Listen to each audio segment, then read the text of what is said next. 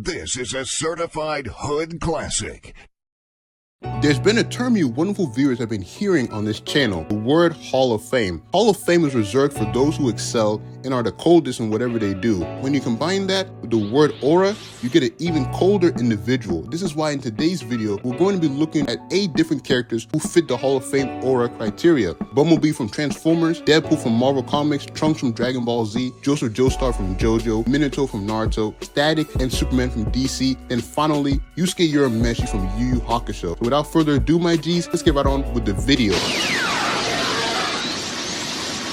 There have been many legendary Autobots over the years, such as Optimus Prime, Jazz, Sideswipe, Hot Rod, Ironhide, and Ultra Magnus, but man, Bumblebee gotta be in the top 3, top 5 for having one of the coldest auras of all time. This man, Bumblebee, had it all. The design, the beautiful alt car mode, like this dude, Bumblebee, had me as a kid wanting to own a Camaro. When I grew up, like Bumblebee was just oozing in style. Not to mention, Bumblebee is a 97 overall talent. The type of Hall of Fame talent you always want in your corner when shit is about to go down. In every movie Bumblebee was in, he was always sure to be the standout when it came to S-tier throwdowns. Barricade, clap bro in the first movie. In the second movie, B ripped that garbage Decepticon fusion of a lion, Ballcat, and Terminator just like that. Rampage, Bumblebee put that man in the Vegeta Deborah position before kicking his arms off. In the third movie, after witnessing his old homie Q get deleted in front of him, Bumblebee locked into his 24 Kendrick era with his battle mask and proceeded to pack up Soundwave to the afterlife with a shot to the head to be the prime Call of Duty player from the 2010s. Bumblebee continued being such a cold nigga in the movies that he ended up getting his own movie. That's an amazing achievement when you think about it. Bumblebee had everything: the look, the charisma, the swag, the elite battle mask. Cliff Jumper homies, I'm sorry, but I'm glad Hasbro botched his come up. Otherwise, Bumblebee would never be the 97 overall talent he's known for being as today. The next Hall of Fame talent we have on the list is the Merc with a Mouth, aka Deadpool. Originally a ripoff of Destro from DC Comics, Deadpool would go on to become much more popular than a fraud known as Slade Wilson due to his charisma, wisecracking personality, and amazing connection with fans. Meanwhile, Deathstroke is a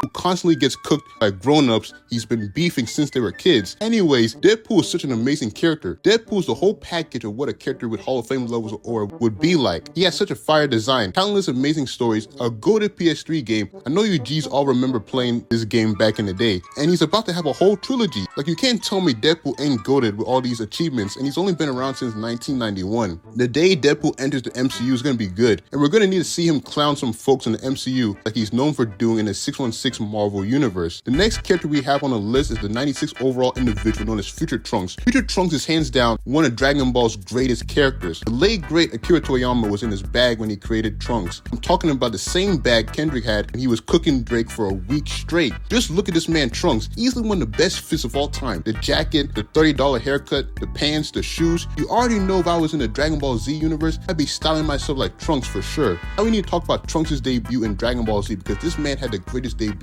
for a character ever. The man pulled up with his Kevin Durant-ass smile and proceeded to pack up Frieza's men. The homie then tells Frieza he's a Super Saiyan and charges up in front of the villain to show he's a real G. Everything about this scene was perfect, y'all, and the Battle Point Unlimited theme made it even better. Trunks proceeds to pack up both Frieza and his father just like that, and from here on out, he was in my top 5 favorite Dragon Ball Z characters for life. The whole concept behind Trunks made his character even better. Coming from a timeline where he's the sole Z fighter left, as most of the OGs unfortunately got packed up to the afterlife, like Akira Toriyama, rest in peace to him, cooked so hard on Trunks that the Sega team was like, write that down now, and made Silver the Hedgehog years later. Another reason why Trunks is a character with Hall of Fame levels of aura is the fact that the man was not on the same bullshit as Goku, Vegeta, and Gohan. When crazy shit was going down, Trunks made sure to be locked in. Against the androids, against Cell, and against the future androids, he was always locked in. The movie versions of Trunks were just as cold too, with his long hair. Gotta be the drippiest version of Trunks ever. Trunks will always be remembered as a 96 overall talent that stood on business. Now, my G's, we must now talk about the greatest JoJo of all time, aka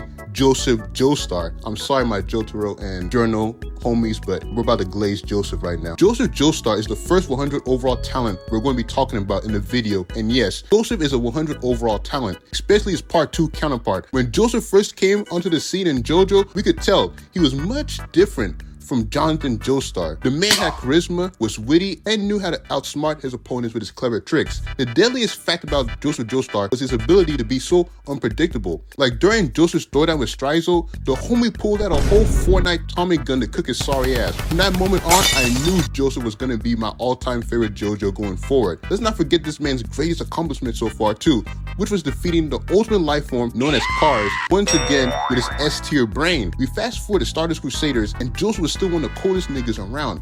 Even though he was in his senior year, the man still knew how to lay the smackdown on enemy stand users' candy asses. The development Joseph had from part 2 and part 3 was greatly displayed in this part as well. And part 4, man, it was so heartbreaking and touching seeing Joseph with a hunchback. Not many main characters in different forms of media have been able to live as long as Joseph. Like, the man was able to see 2 different successors come after him. That's a crazy achievement when you think about it. And I know some folks would have liked it if Joseph always stayed young because of his hormone training, but it's bittersweet knowing the dude just let himself age with his wife. Joseph Joestar is many things, including an amazing individual who, without a doubt, has Hall of Fame levels of aura, and also a 100 overall cheater.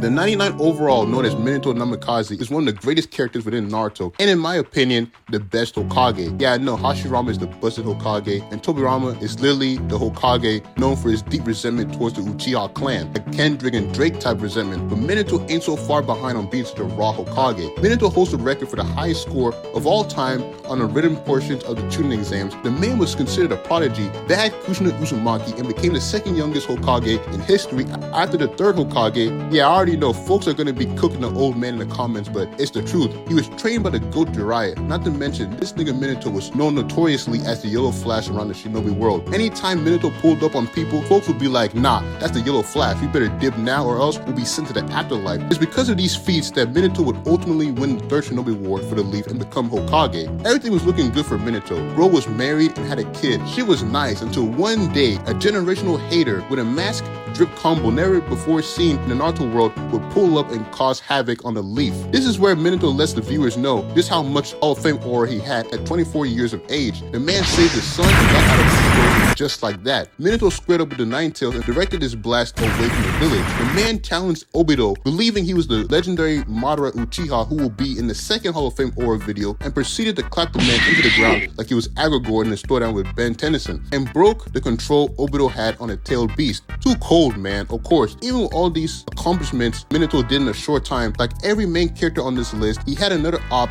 who was his weakness, and that op was none other than the Nine Tails. Minato and Kushina were both getting ready to finish the seal for Kurama to enter Naruto when homegirl started coughing up blood, and this had a nigga crying, man. Minato, being the elite husband he is, ran up to check on his woman. The Nine Tails, who was in his Ebor Thon, hindering Lamar levels of hatred, drove his middle finger into the couple. Now, this isn't talked about enough, how the Nine Tails stabbed these two with his middle finger. That says a lot about how the Nine Tails used to hate niggas back then, and I don't blame him for the way Madara Uchiha manipulated his mind. I'd be spazzing too, to be honest. Minato passed away at 24 years old, and this was a big stab to the Shinobi world, so badly that Minato's rival, A, was like, damn, he's really gone?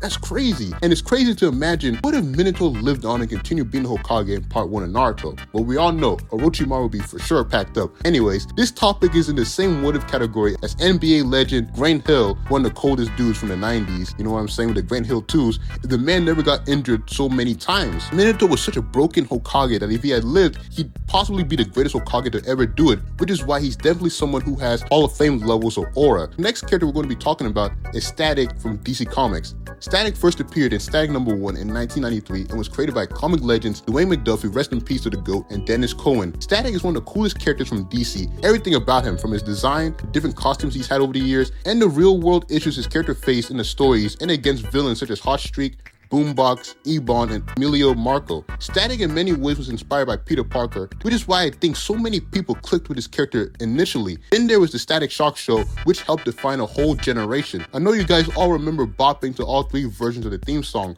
Man, it was so good. The episodes were just as good too, as they dealt with real problems that people face every day in the world, such as racism, or not feeling accepted in society, which is why it's so good that Static is back to being pushed currently in DC Comics. All DC needs to do now is capitalize on this with a Static movie, and the rest will be history. Static can one day be a cultural phenomenon like Miles Morales if the cards are properly selected. The second 100 overall talent on the list is Superman, and I put Superman on this list because folks clown on this man too much, saying he's ass, trash, boring, or just outdated. I'm just looking at them like, nigga, If Superman is as bad as you say he is, then why does the GOAT have 7 different rip-off versions of him out there? Marvel, they have Hyperion, Sentry, Gladiator, Blue Marvel, and much more I probably forgot about. There's Omni-Man and Homelander, and famously Icon from Image Comics. Superman is the godfather of superheroes. There's a reason why every time a new dude gets casted as Superman, niggas start to feel some type of way because they know they want Superman to be properly portrayed well so folks can start glazing him again. They do Batman and Spider-Man. Let's be honest, Supes ain't had a good adaptation in years. The DC Extended Universe cooked the homie's general audience clout, which is why folks have been clowning on him. If Superman gets an adaptation where he gets to cook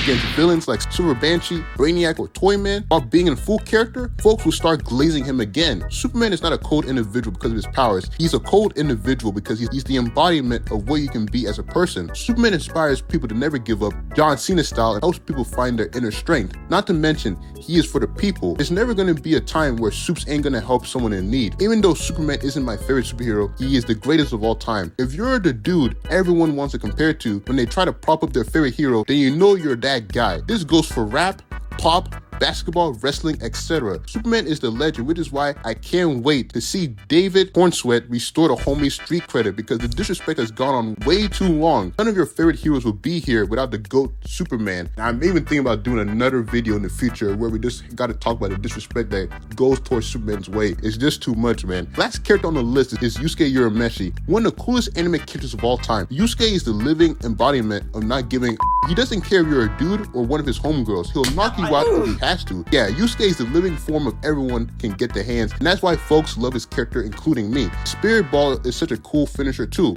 His Spirit Gun, I can't believe I actually said Spirit Ball. You guys are free to roast me in the comments, man. I really called this man's special move Yamcha's old school move from Dragon Ball. Oh my god, man.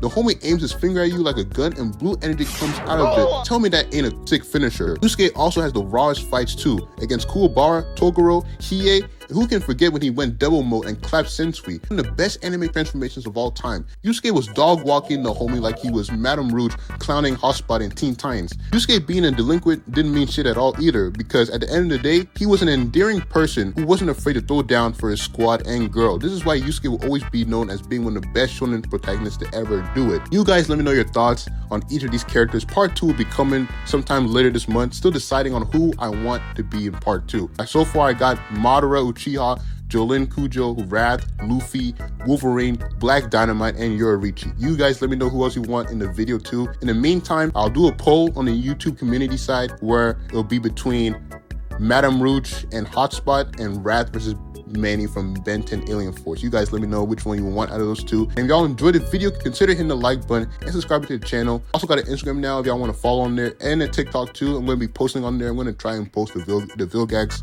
video on there. And I just want to say thank you guys for helping me get over 9K. I really appreciate it, man. As always, I hope y'all continue a nice week, and I'll catch y'all for the next video. VoroAMI out.